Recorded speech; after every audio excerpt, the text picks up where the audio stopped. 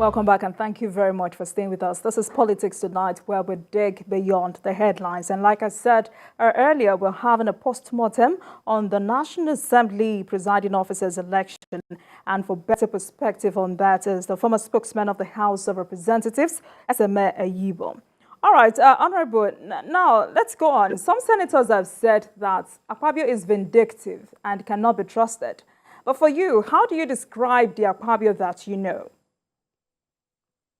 Well, can you come up with that again? All right. Some senators have said Akpabio is vindictive and cannot be trusted. But how do you describe the Akpabio that you know? And don't you think he would persecute those who refuse to vote for him? Yeah, I can tell you clearly that those who are holding the opinion that Akpabio cannot be trusted, it depends on the perspective they are coming from. You know, because if I can tell you, Akpabio has been a champion at various levels for so many years. Where Akpabio is now, Akpabio is a statesman. Akpabio no longer looks for laurels. Akpabio is now looking for legacies. A man who is in... Hello? Please go on. Yes, a man who is in search of legacies, in most cases, it can never be understood. So... Honorable Eseme, are you there? All right, tonight we're having a post-mortem on the National Assembly presiding officer's election. And with me on the program tonight... But I can tell you that Akpabio, for who he is, and for all I know, presently, Akpabio is out not to be a champion, but to remain a statesman, filled up with legacies. All right.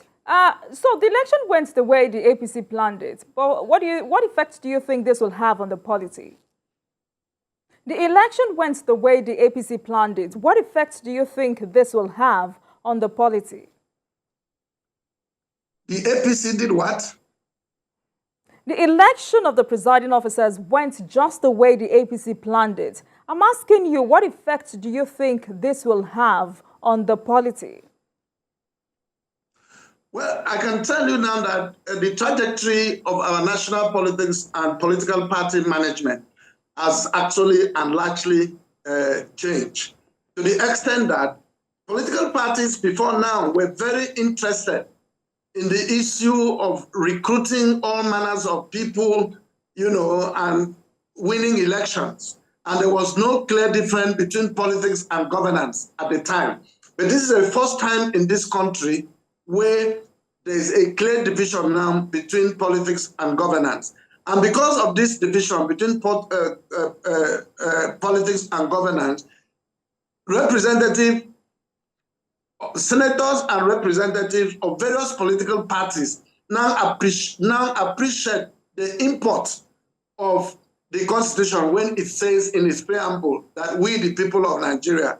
So if you observe the trend as it's going now, very little is said about the political party, and largely so much is said about the institutions and Nigeria as a country. So APC as a political party has been able to set agenda for further conversations on the issue of national consciousness by the way it administers the organization. The APC has been able to show sufficiently that it has capacity, it has character, it has in its membership people who will be able to take this country to the next milestone. So I can tell you, if I understood you very well, that as we are now, we have entered the regime of peace, the regime of value addition, a regime where people will not be known by regional consciousness, but will be known by national consciousness. Right. So now that the new National Assembly has been inaugurated, I mean, it's been a week. So what are your expectations about the 10th Assembly? The 10th National Assembly is going to be great. It's going to be quite great. And leadership is a responsibility that at all times must be earned. So it is a responsibility that must be accounted for. And what is leadership? when it comes to the issue of responsibility in the National Assembly. The leadership of the National Assembly, the chairman of the National Assembly is the president of the Senate. So the quality, caliber, and the integrity of the current president of the Senate and his deputy, the speaker and his deputy, I can tell you is a mix of what is like the granules. What is making an antibiotic effective is not the caplet, it is the granules inside. Those are the essential clinical particles that, of course, heal. So what I'm trying to say, therefore, is that it's not the 360 members, it's not the 109 senators, it's the leadership that will be able to create and show direction. And so far, the Senate, to the best of my knowledge, have been able to cultivate, it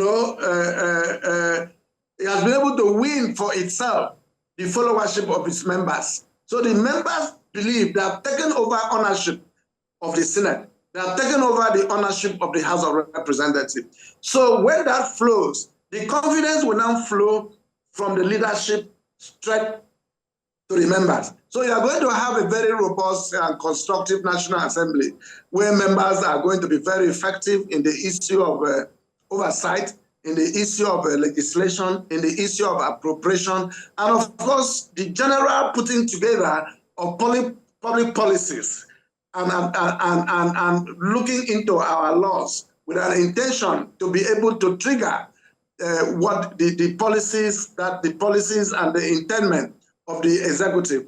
Now, look at the issue of the subsidy withdrawal, for example. There are going to be an inflow of money from that action. And a very responsible government has been able to show direction. It's going to intervene in education, it's going to intervene in health, it's going to intervene in infrastructure. Even while the ink has not yet gotten dried up, the president signed the Student Loan Act.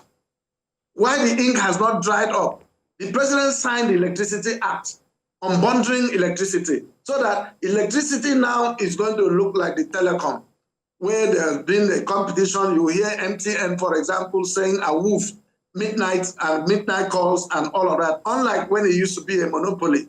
So that aspect has been unbundled, and electricity, you know how important it is. So we also need to have a National Assembly that will be able to have a buy-in into this level of sophistication by the executive. And the National Assembly we have now, I can assure you that, of course, majority of the members, I think about 200 and something, and there are 200 plus are new members, and so they need to come in to learn the rope. So with the ones left behind, especially his leadership, is going to create an atmosphere that will be able to carry these people along for them to learn very fast and have that sense of belonging in participation in the legislative duties of the 10th Assembly. All right, so that's it for the National Assembly. So what kind of Senate president will Akpabio be? I have told you that I know Akpabio very well. I know his weaknesses. I can do an expose of his weakness. Akpabio prefers the loss of his own limbs than assuming a position, assuming a responsibility without innovation, and of course, development. So he has won laurels. He's no longer looking for laurels. He's now looking for legacies. He doesn't want to become a champion. He has become a champion severally. That's why he graduated and migrated from being a champion to being an uncommon man. Uncommon to the extent that things ordinarily people would not understand that it can be done. He gets them done seamlessly. So the kind of Senate president we are going to have is going to be a Senate president. It's going to be a National Assembly that Daily Times editorials of 1963 is said clearly that the greatness of our nation, Nigeria, sooner or later, before Nigeria reaches 70, before Nigeria is 70, the greatness of Nigeria will be expressed As we are talking today, what Asiwaju is doing is taking Nigeria on the path of what is happening in progressive and developed countries. You'll be shocked. Over time, Nigeria will be having a stronger foundation than China. So, with the light of Akpabio, who is very angry about underdevelopment, who is very solid, who is exposed, who is open, who is read, who is experienced, what he wants to have is going to be a legacy. And that legacy is going to be the promotion and, of course, of the promotion of prosperity in this country. Akpabio will collaborate with other institutions. Akpabio is a connecting rod that will be able to trigger the jumpstart of the economic activities of this country through legislative activities. So he's a man who believes in legacies. He's not interested in being a champion. And that's why he went the extent he did. After that election, he went into the executive to discuss, with the other members that, look, there is no victor, there is no vanquish. It's the Senate of Nigeria.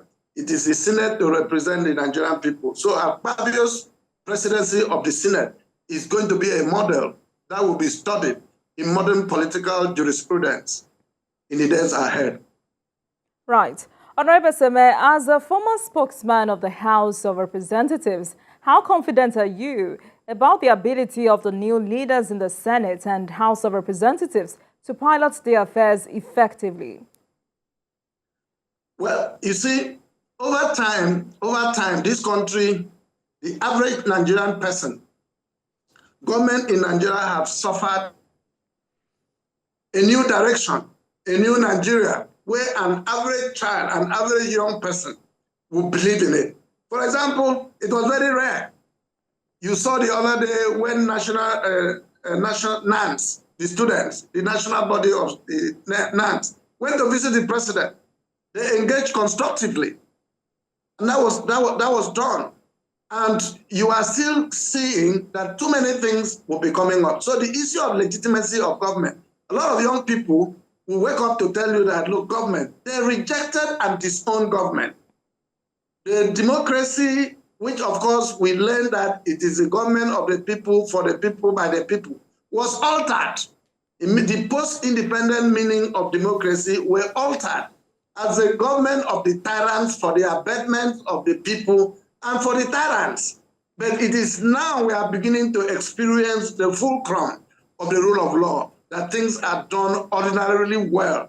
Look at the conduct of the election of the principal officers in the National Assembly, the transparency, the credibility, the free and fair practice in that session is giving power back to the Nigerian people. So the sovereignty of the people, which have been entrusted in the Nigerian people, are encapsulated in Chapter 14.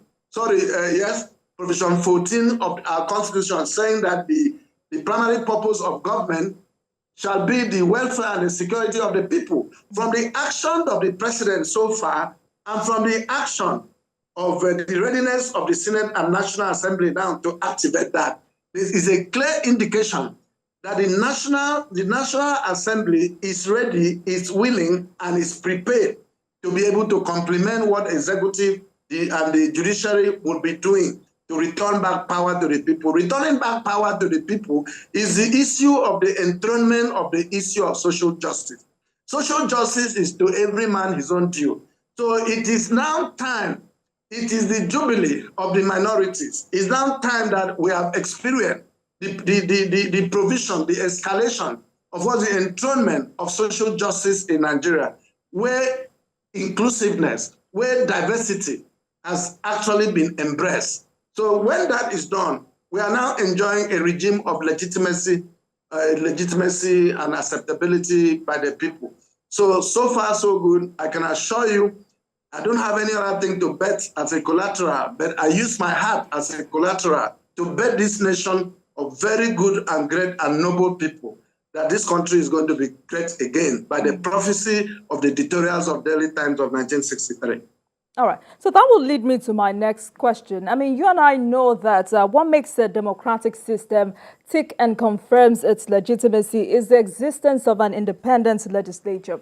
However, some analysts are already suggesting that The new set of leaders may pander to the whims of the executive arm of government. How will you react to this?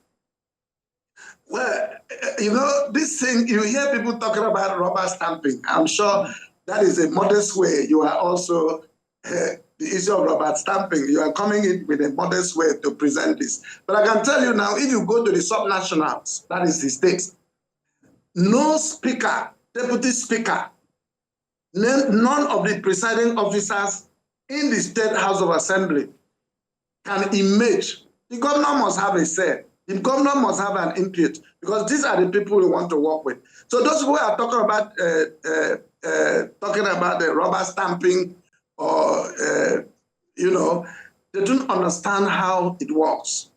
So if as subnational, we all come from respective states, one state or the other, the governors are interested in who becomes a speaker.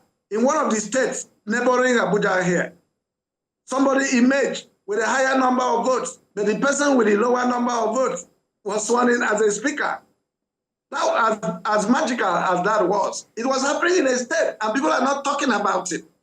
We are talking about the issue that 774 local governments in this country, nothing is going on. If you go, some of them cannot even cut grass in their premises, and nobody is bothered about. And that was a tie of government that was intended, to stimulate rural development. Nobody is talking about it. And we come from one local government or the other, one state or the other. But we are coming here to Abuja to begin to talk and begin to denigrate and do all those things that, of course, to undermine the authority and the integrity of the national institution. That is wrong. Now, modern democracy, if you watch it from America, the American Congress, but I don't want to quote from them because we have our own peculiar democracy. We have our sensibilities, we have our culture. You don't go into a needless activism so that they will say you are confronting the executive. No, the time for needless activism is gone. We are talking about the issue of the process. For example, the president came up with the issue of the Electricity Act, the student loan, and of course the withdrawal of subsidy, and of course the central bank reforms, and all of that. And somebody, because you are of the opposition party, you don't see anything good in that, and you begin to feel that the National Assembly officers or the principal officers or the National Assembly, as it were, should go against the executive. That's a needless activism, and that is not democracy. Democracy, by the speculation and prescriptions of the rule of law to the extent of the separation of powers, is making sure that the laws as it were, by the effect of Section 4 sub 1, I keep quoting it, he has cut out a responsibility for the National Assembly.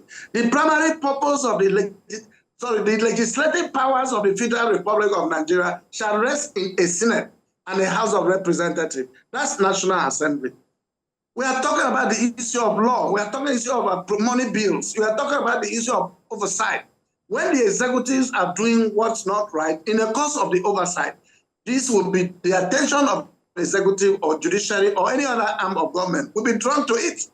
But not the issue will stand out, want to impeach the president, that this has to be done, your political party is saying this, and all of that. Of course, you heard the other day when a member of the I think Labour Party, my brother Victor Ogene, stood up to say his heart is for Wase, but he wants to vote for Abbas. And a lot of people took that to be a cheap talk, or they took it to be a joke, but that was a deep philosophical contribution to our jurisprudence. That yes, I love you as a person. I love you as a person. But for institutional harmony and growth, I'm going to vote for this person. We must practice these issues of concessions and harmonizations, and of course, team building for the progress of our people. All right, then. So based on how competitive the 2023 general election was, it would be right to say the lawmakers struggled to get elected, and followed by the race for the leadership position. And now we have the scramble for juicy committees.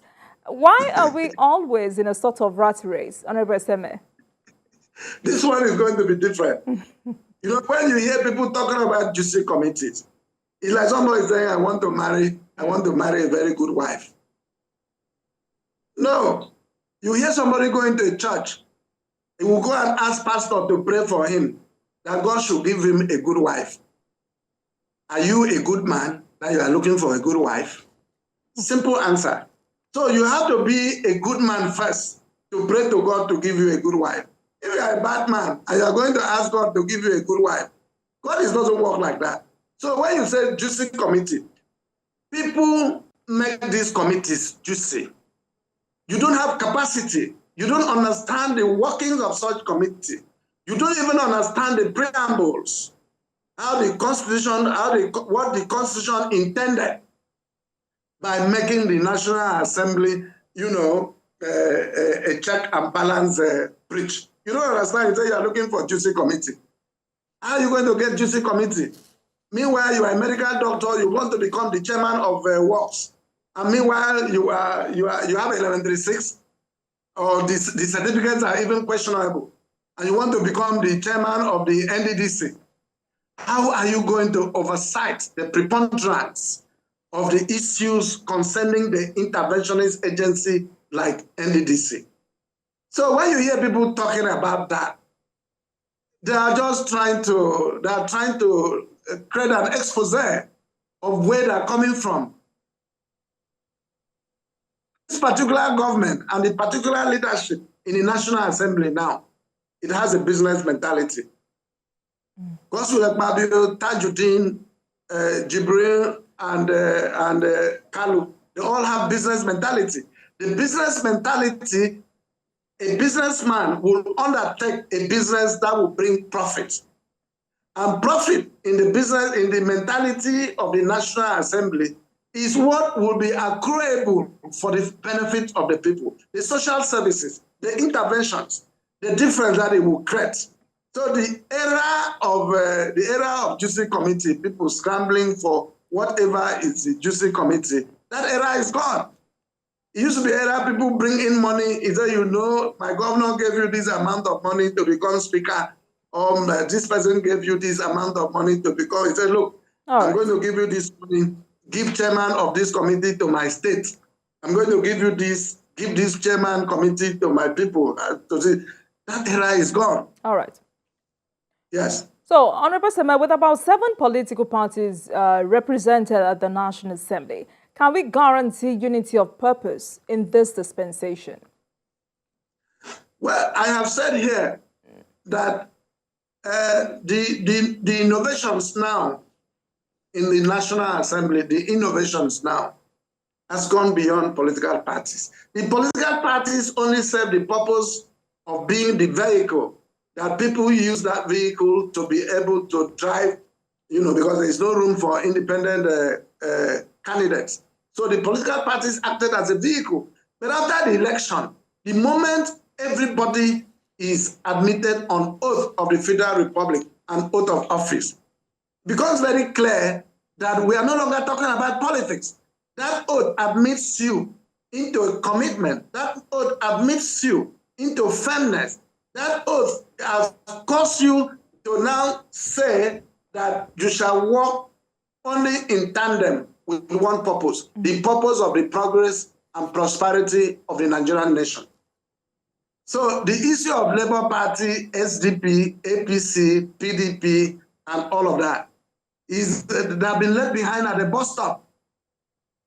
Political party will stop at the bus stop, and then the governance will now start from there. So by the time they come back to that bus stop, it's going to be after 4 years. And as long as they are living under the commitment of the oath of the Republic, of course, they have to see themselves as representing the people and not the if you are representing me, you say you are a PDP person or you are an APC person. So where in the Constitution are dots? Let me give you one joke that happened in my time. Somebody got up to move a motion, and he said, I represent the good people of XYZ. And I raised a constitutional point of order. And what was it all about? So I said he's not representing anybody because we have 360 members. If somebody gets up to say he represents the good people of XYZ federal constituency, that means there's another person who is representing the bad people of that XYZ. That would make it 361. So some of these things are usually done out of ignorance. So we've traveled a lot. We've traveled a lot as a nation.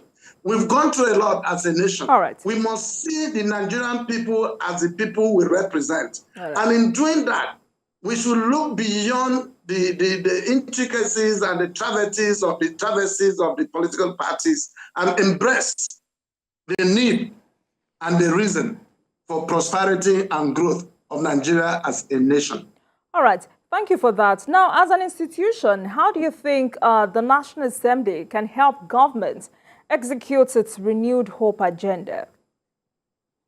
Can you come on again, please? All right. So how do you think the National Assembly can help government execute its renewed hope agenda? And also, how will you advise the President and the APC to ensure harmony with the National Assembly? There's one thing I need, there's something I need to let you be aware. I've said it in a couple of... Honorable Eseme, please go ahead with your contribution. Okay.